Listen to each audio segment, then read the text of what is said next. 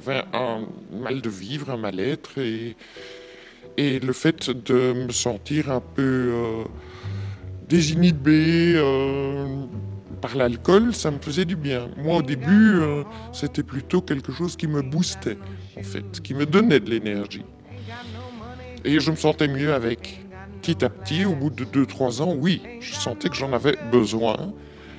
Mais si j'avais pas d'alcool chez moi, ça n'allait pas. Je devais aller au magasin, au night shop, peu importe, mais je devais aller avoir ma dose, quoi. Sans alcool, je n'arrivais plus à fonctionner non plus. J'étais complètement dans l'impasse. Et du coup, je n'avais qu'une envie, c'était de mourir, parce que je ne savais plus comment faire pour vivre, quoi.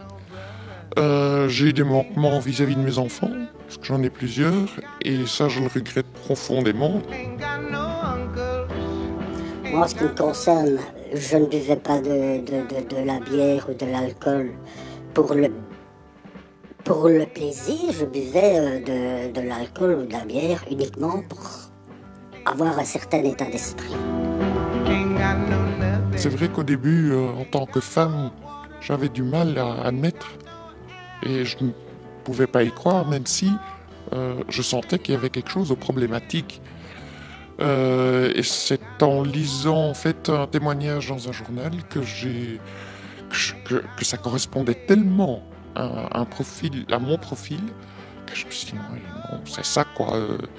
Et c'était un reportage sur l'alcoolisme en général et les alcooliques anonymes.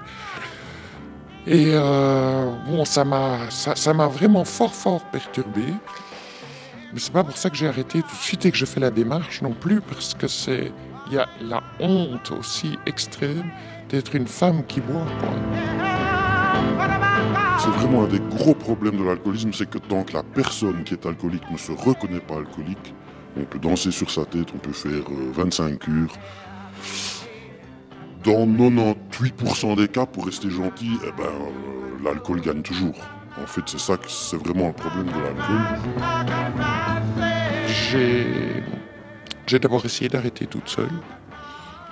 Et ça n'a pas fonctionné. J'ai repris de plus belle. Je me suis fait soigner d'abord en clinique et de là, on m'a proposé les alcooliques anonymes et ça a été un soulagement, une découverte incroyable. Une soirée chez les alcooliques anonymes, on peut vraiment considérer que c'est une thérapie de groupe. On est alcoolique anonyme pour protéger l'anonymat des autres surtout, parce qu'on ne veut pas dévoiler la vie des autres. Et on se rassemble entre alcooliques parce que fatalement l'alcoolisme est une maladie et partager nos vécus par rapport à la maladie nous permet effectivement d'avancer dans cette maladie, de relativiser et de vivre heureux, sobrement. Offre deux choses d'importantes. Tout d'abord, l'abstinence d'alcool, mais avec ça, il offre aussi une certaine philosophie de vie qui, pour moi, est quelque chose de très important parce que il faut vivre sa journée et souvent, ce sont les petites choses de la vie courante qui font que on se sent perturbé.